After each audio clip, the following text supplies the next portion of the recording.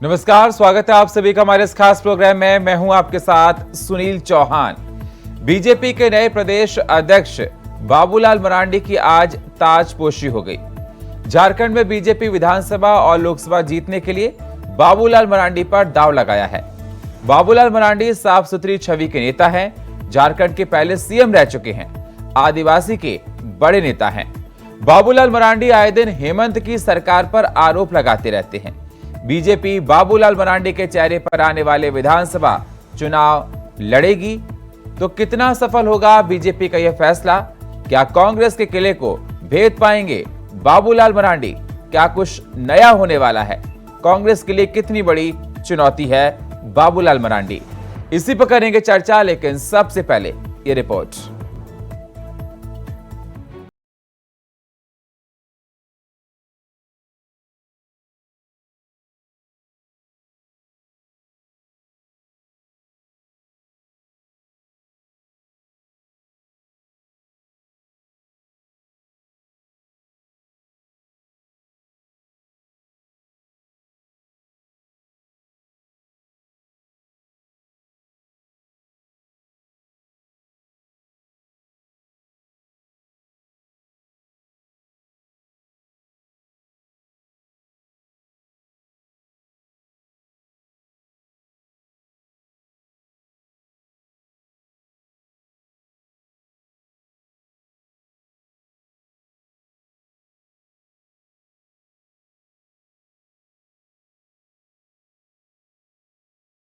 BJP के नेता मोदी सरकार के 9 साल की उपलब्धियों को गिना रही हैं। वहीं बाबूलाल मरांडी राज्य की मौजूदा हेमंत सोरेन सरकार के खिलाफ मोर्चा खोले हुए हैं।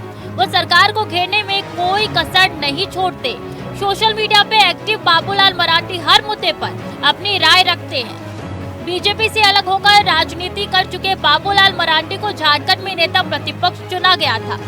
साल 2006 में बीजेपी से अलग होकर उन्होंने अपनी पार्टी बनाई थी, लेकिन 14 सालों बाद 2020 में वो दोबारा से बीजेपी में शामिल हो गए। प्रदेश अध्यक्ष के ऐलान के बाद बाबूलाल मरांडी ने भी अपनी बात रखी है। बीजेपी झारखंड के जिले को जीतने के लिए हर कोशिश कर रही है। बाबूलाल मरांडी की झारखंड में छाव सुथरी छवि है। उन पर भ्रष्टाचार का कोई आरोप नहीं है। एक साल में हेमंत की महागठबंधन सरकार पर भ्रष्टाचार को लेकर हमेशा घेरते रहते हैं। आदिवासी समुदाय पर अच्छी खासी पकड़ रखते हैं। बाबूलाल मरांडी को प्रदेश अध्यक्ष बीजेपी ने बना दिया है। अब देखना होगा कि आने वाले लोकसभा और विधानसभा के चुनाव में बीजेपी को इससे क्या फायदा मिलता है। Bureau report, India voice, Raipur. तो बाबूलाल मरांडी को बीजेपी ने प्रदेश अध्यक्ष बना दिया है। अब देखना होगा कि बीजेपी को क्या फायदा मिलता है। बाबूलाल मरांडी, जिस प्रकार से सभी को पता है कि झारखंड के पहले मुख्यमंत्री थे और आदिवासी नेता हैं, और बीजेपी ने इन पर दांव लगाया है और विधानसभा चुनाव और लोकसभा चुनाव को देखते हुए बीजेपी काफी उम्मीद लगाए हुए बैठी है। चर्चा करने के लिए हमारे साथ सुशांत मुखर्जी जी, नेता मार्क्सिस्ट, हमारे साथ जुड़ चुके हैं। अनंत अमित जी हमारे साथ जुड़ चुके हैं, नेता बीजेपी के। और हमारे साथ फिरोज खान जी जुड़ चुके हैं, नेता कांग्रेस के। बहुत बहुत स्वागत आप सभी मेहमानों का हमारे साथ जुड़ने के लिए। सबसे पहले अनंत अमित जी, मैं आपके पास आना चाहूंगा। बाबूलाल मरांडी पहले मुख्यमंत्री रह चुके हैं, नेता प्रतिपक्ष रह चुके हैं और बड़े चेहरा माने जाते हैं झारखंड के। मैं आपसे जानना चाहता हूं कि अब क्या कुछ नया होने वाला है? क्या कुछ नया करने वाले हैं बाबूलाल मरांडी? देखिए सुनील जी, जिस तरीके से जीवन का समय चक्र घूमता रहता है, उसी तरीके से भारतीय जनता पार्टी हमारे संगठन में भी समय चक्र है। जिस तरीके से पूर्व में दीपक प्रकाश जी 3 वर्ष के लिए प्रदेश अध्यक्ष थे, उसी तरीके से अब आज स्नेह मिलन हुआ है। और आज जिस तरीके से माननीय बाबूलाल मरांडी जी ने प्रदेश अध्यक्ष की भूमिका में आज पदग्रहण संभाला है, निश्चित तौर पे झारखंड में आने वाले समय में बहुत बड़ी चुनौती के साथ हम इस चुनौती को लेते हैं।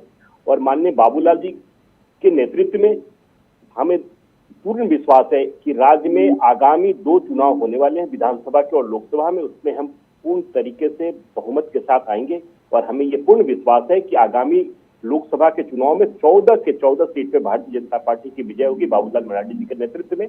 और उसके बाद जो विधानसभा के चुनाव है, उस चुनाव में भी हमें ये पूर्ण विश्वास है कि बाबूलाल मरांडी जी के नेतृत्व का, उनके ज्ञान का, उनके जिस तरीके से कार्य करने की शैली है, उसका पार्टी को लाभ मिलेगा और पार्टी के कार्यकर्ताओं में एक नए जोश के साथ, एक नई उम्मीद के साथ, एक नई ऊर्जा के साथ संचालन होगा और आने वाले समय में इसका फल मिलेगा हमें।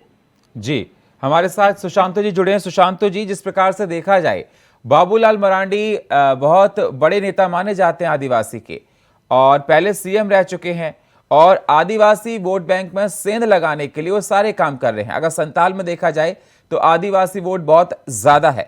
कितनी बड़ी चुनौती आपके लिए? देखिए, बाबूलाल जी निश्चित तौर पर साफ सुथरे चेहरे हैं हमारे झारखंड के, और एक अच्छे, मैंने पहले भी बीजेपी को चलाएं ठीक ठाक, लेकिन बीजेपी उनको रहने नहीं दिए। अब वो अपने पार्टी बना लिए थे जेवीएम। उस टाइम बीजेपी पर जितने भी वार किए, लगाए, जिस सरकार को लेकर अभी चल रही है, मतलब पीछे सरकार जो रघुवर जी के थे, हर समय रघुवर के बारे में बोलते थे।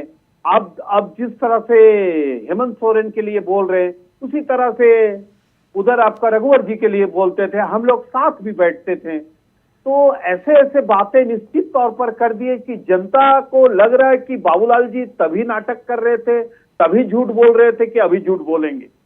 ये जो एक माहौल बनी हुई है, इससे लगता है कि बाबूलाल जी तो साफ सुथरे हैं, इसमें तो कोई दो मत नहीं है, लेकिन वो चलाएंगे कैसे? जनता तो पूछेगी, भाई आपने इसी टेबल में इसी जगह बोले थे कि कभी हम बीजेपी में नहीं जाएंगे, कुतुब मीनार से कूद लेंगे। लेकिन इस तरह बात करने के बाद तो लगता है कि ये कैसे होंगे, जनता कैसे एक्सेप्ट करेंगे? क्योंकि आपके यहाँ पर हमारे यहाँ राज्य में बीजेपी ट्राइबलों से हार गए हैं, मतलब कोई सीट नहीं मिले, 1-2 सीट मिल गए, ठीक है, 28 में से 26 हार गए।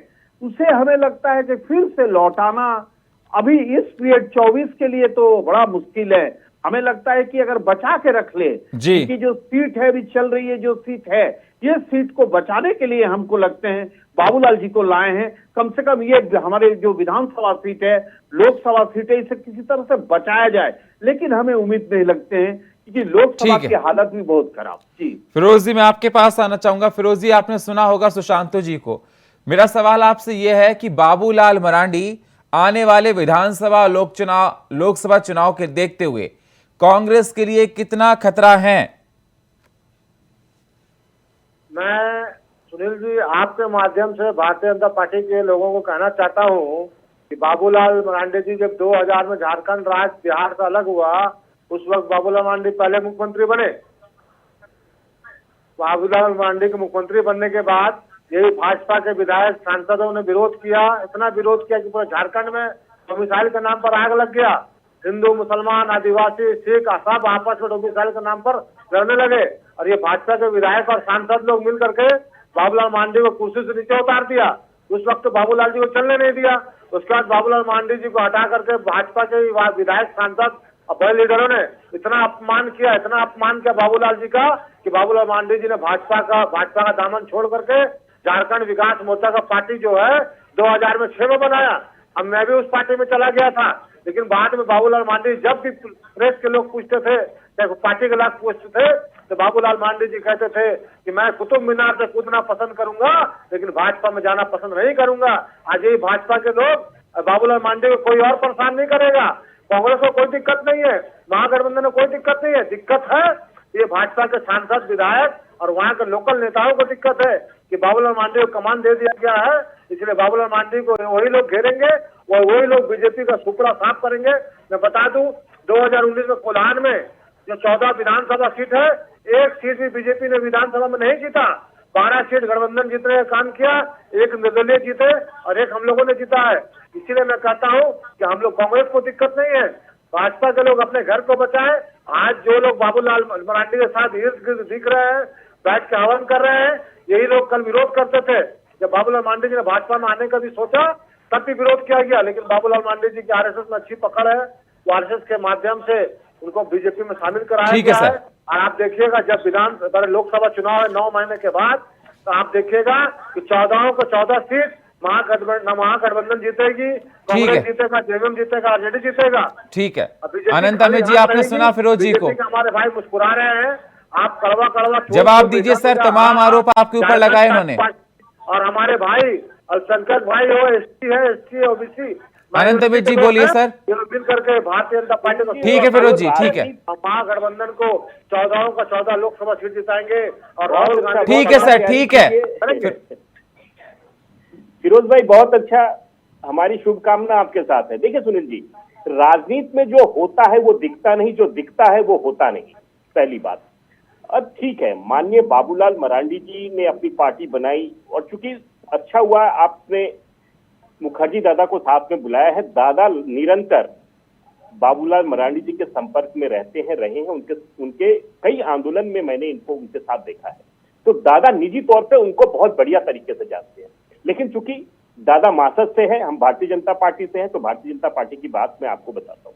देखिए, हमारी पार्टी में कोई भी निर्णय लिया जाता है तो संगठन के आधार पर निश्चित तौर पे बाबूलाल मरांडी जी के नेतृत्व में जिस तरीके से उनको बनाया गया, पूरे राज्य की जनता और भाजपा का एक एक कार्यकर्ता इस नियुक्ति से प्रसन्न है और पूरे भाजपा के कार्यकर्ताओं को ये लगता है कि जो और तेज धार देनी चाहिए भारतीय जनता पार्टी के कार्यकर्ताओं को। जैसा कि हमारे ऊपर बार बार विरोधी दल के लोग, तमाम लोग ये आरोप लगाते हैं कि भारतीय जनता पार्टी लगातार चुनाव प्रक्रिया में रही है, तो हम स्वीकार करते हैं, हम ये मानते हैं कि निश्चित तौर पर भारतीय जनता पार्टी जिस दिन चुनाव खत्म होता है उसी दिन से चुनाव की प्रक्रिया में लग जाती है, क्योंकि संगठन का एक तरीका होता है, संगठन के तरीके से भारतीय जनता पार्टी काम करती है। अब जैसे फिरोज भाई कह रहे थे, फिरोज भाई आप तो पहले अपनी पार्टी की चिंता कीजिए, आपके पार्टी की स्थिति क्या है। देखिए सुनील जी, मुझे ये कहने में कोई गुरेज नहीं है कि 2019 का चुनाव भारतीय जनता पार्टी के लिए झारखंड में सबसे खराब प्रदर्शन वाला चुनाव रहा है और इससे खराब अब हमें ऐसा लगता है कि हो नहीं सकता है। निश्चित तौर पे अब आगामी चुनाव होगा, चाहे फिरोज जी कुछ भी कह ले, फिरोज जी के कहने से कोई फर्क नहीं पड़ता है। राज्य की जनता भी जानती है कांग्रेस की स्थिति क्या है और माननीय बाबूलाल मरांडी जी के नेतृत्व में निश्चित तौर पर संगठन भी मजबूत होगा, सरकार भी बनेगी, लोकसभा के 14 के 14 सीट पे जीतेगी, ये मैं आज दावे के साथ कह सकता हूं। डेट और तारीख तय कर लीजिए, लिख लीजिए फिरोज भाई, आपके कहने से कुछ नहीं होगा। आप अपनी पार्टी की चिंता कीजिए, आप भारतीय जनता पार्टी की चिंता करने के लिए करोड़ों लोग कार्यकर्ता हमारे साथ हैं और हमारे कार्यकर्ता उसकी चिंता करते हैं और हमें पता है कि चुनाव कैसे लड़ा जाता है, चुनाव कैसे जीता जाता है और कैसे संगठन को चलाया जाता है। और माननीय बाबूलाल मरांडी जी के निजी तौर पे संगठन के तौर पर आप बात कीजिए ना, आप उनके साथ हो तो आप भी उनके कार्य प्रणाली को जानते होंगे, कार्यशैली को जानते होंगे और हमारे संगठन में एक व्यक्ति की संगठन अच्छे तरीके से काम करता है। अजीत पवार आप अपनी चिंता कीजिए फिरोज भाई, अजीत पवार जी नहीं है, अजीत पवार जी वित्त मंत्री बन गए, आप बधाई दीजिए उनको। जेल में रहे, वो भ्रष्टाचारी थे, आप भ्रष्टाचारी नहीं है, जितना भ्रष्टाचार करना करो। फिरोज जी आप प्रदेश की चिंता कीजिए, आप झारखंड प्रदेश की चिंता कीजिए, झारखंड पे चर्चा कर रहे हैं, झारखंड की बात कीजिए, अजीत पवार साहब की बात अजीत पवार साहब से पकड़े नहीं दीजिए, महाराष्ट्र की बात आप हमसे कर लीजिएगा अकेले में बैठ के, या किसी दिन कह दीजिए महाराष्ट्र की चर्चा करेंगे तो हम आपको ज्ञान देंगे। झारखंड में जिस तरीके से प्रदेश नेतृत्व का परिवर्तन हुआ है और आज जिस तरीके से स्नेह मिलन के साथ माननीय बाबूलाल मरांडी जी ने पदभार ग्रहण किया है, निश्चित तौर पर आने वाले समय में झारखंड को नीतीश कुमार को देख लीजिए, बिहार में क्या हुआ, अच्छे नेतृत्व की आवश्यकता थी जो मिली है और इसका लाभ पूरे प्रदेश को मिलने जा रहा है। आरजेडी छोड़ करके है, जब बीजेपी को छोड़ करके वो आरजेडी का महागठबंधन सरकार बना तो फायदा होने वाला है। ठीक है, ठीक, एक सेकंड सर, फिरोज जी एक सेकंड जी, अनंत जी मैं आपकी फिरोज जी आपके पास आऊंगा। आपने अपनी बात पूरी कर लिया अमित जी? पता नहीं क्या कह रहे थे, मैं सुन भी नहीं पा रहा था। नहीं सर, डिबेट में वो अपनी बात रख रहे थे, आप अपनी बात कर ली, फिर मैं फिरोज जी के पास जाता हूं। जी बिल्कुल। सवाल यही था कि झारखंड में जिस प्रकार से देखा जा रहा है, आज प्रदेश अध्यक्ष बनाया गया है बाबूलाल मरांडी को, बीजेपी उनके चेहरे पर आने वाले लोकसभा और विधानसभा के चुनाव लड़ेगी, उसको देखते हुए बीजेपी कितनी उम्मीद लगाए हुए बैठी, क्या नया होने वाला है। पहले सीएम वो रह चुके हैं, नेता प्रतिपक्ष वो रह चुके हैं, लगातार हेमंत सोरेन पर तमाम सवाल उठाते हैं, आदिवासी के सबसे बड़े नेता वो हैं, तो क्या बीजेपी को कुछ नया मिलने वाला है? ये सुनील जी हमसे पूछ रहे हैं? जी सर, आपसे जल्दी से बताना फिर मैं। निश्चित तौर पे सुनील जी 100% बाबूलाल जी के नेतृत्व में प्रदेश आगे बढ़ेगा, संगठन आगे बढ़ेगा, संगठन का चक्र आगे बढ़ेगा, संगठन को ठीक है। और धार मिलेगी। निश्चित तौर पे कार्यकर्ताओं में खुशी का सुशांतो माहौल है। सुशांतो जी, आपने सुना अनंत अमित जी को?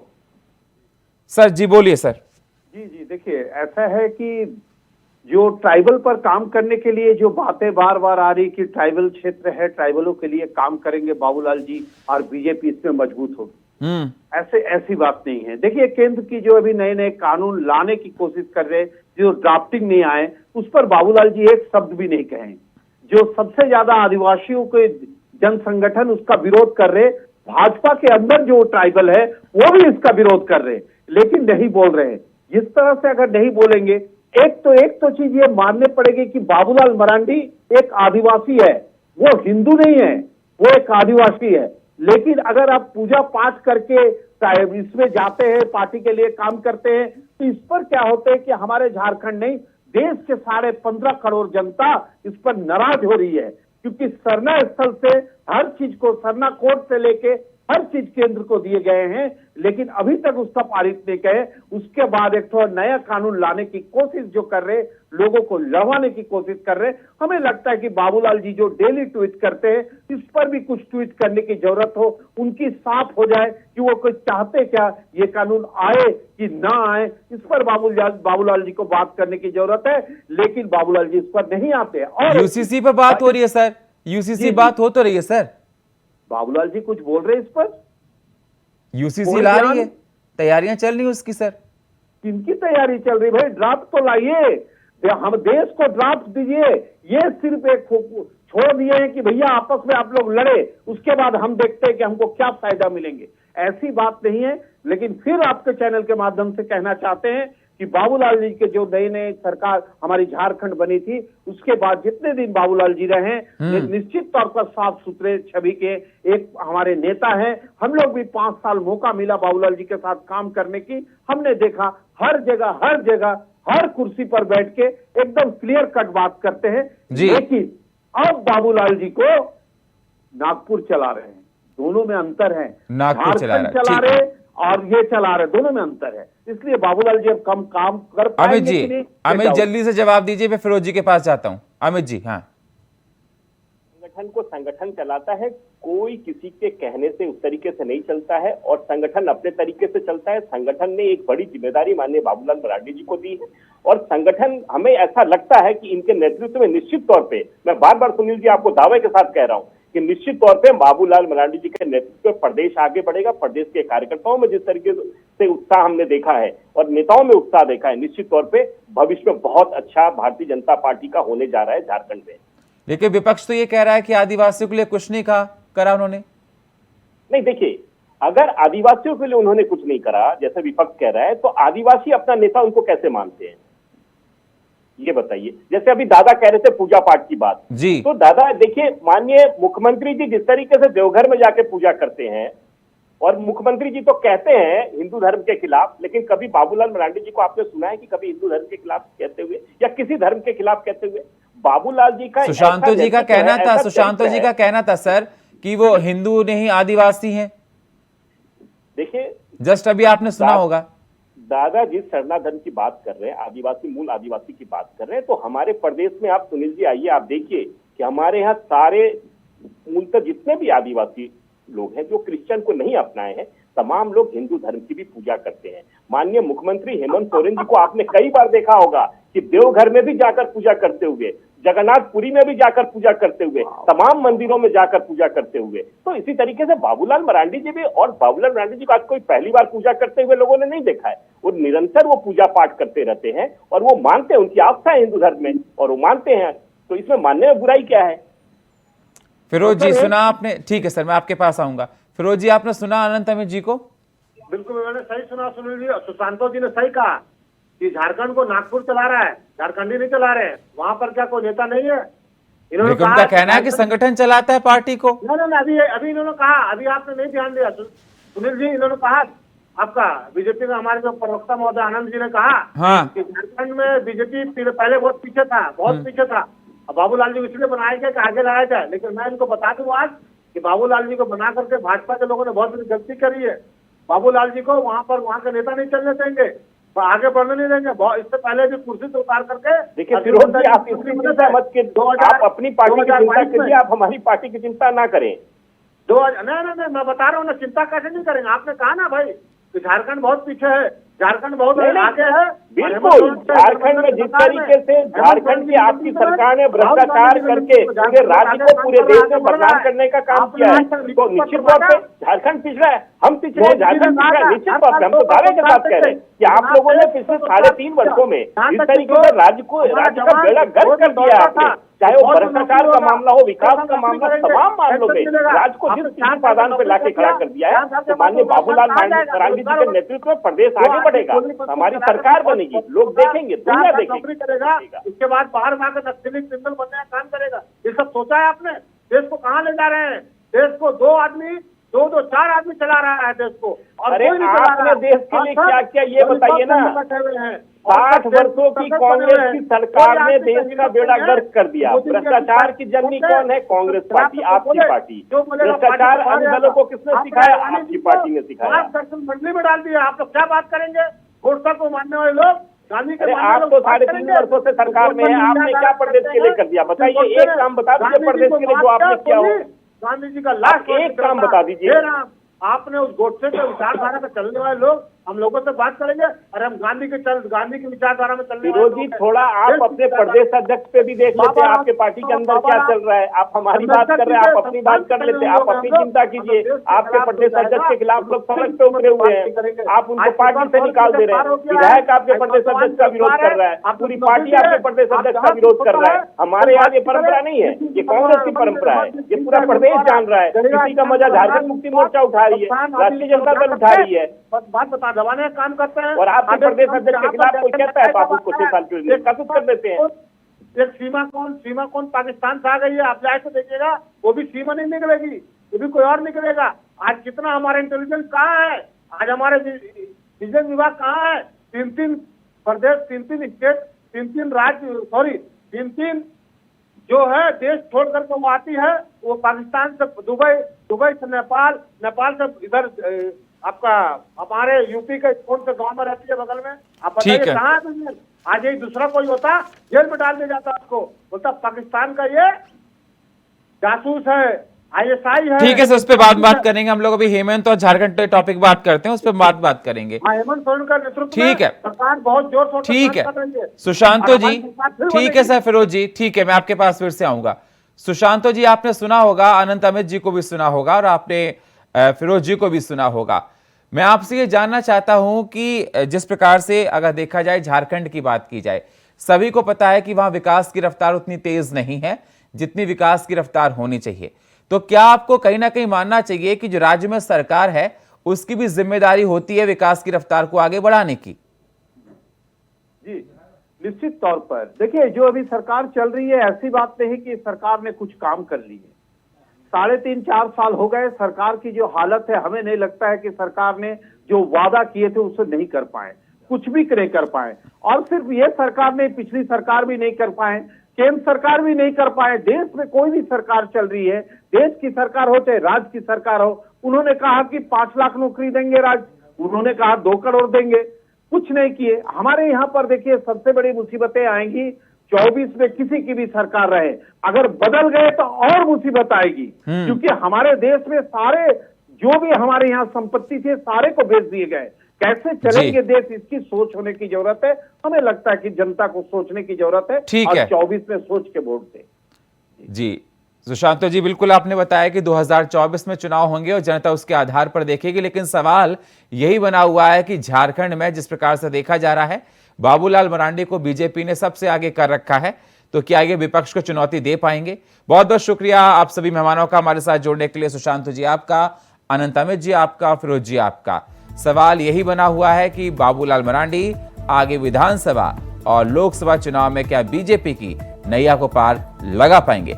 और फिलहाल हमारे इस खास प्रोग्राम में इतना ही। बाकी खबरों के लिए आप बने रहिए इंडिया वॉइस के साथ। तब तक के लिए नमस्कार।